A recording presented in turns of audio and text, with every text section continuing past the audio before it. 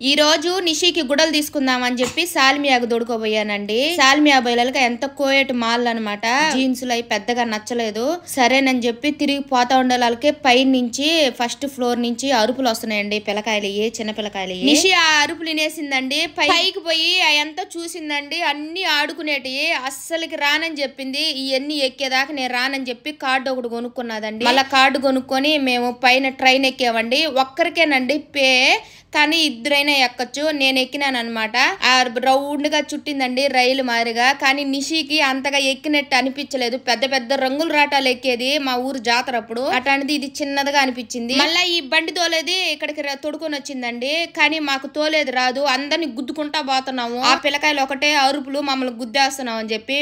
నేనైతే ఫస్ట్ ఇదేనండి. నిషిది ఎంజాయ్ చేసేది కాకుండా నేను కూడా దాంతో కూడా ఎంజాయ్ చేస్తున్నానండి. నిషి నేను చెప్పే కదా నా హ్యాపీ కూడా. మేము అన్ని ఇటదోలు అడదోలు ఆమెని గుద్దేసామండి గోడకి. కాలు కూడా అదిరిపోయింది.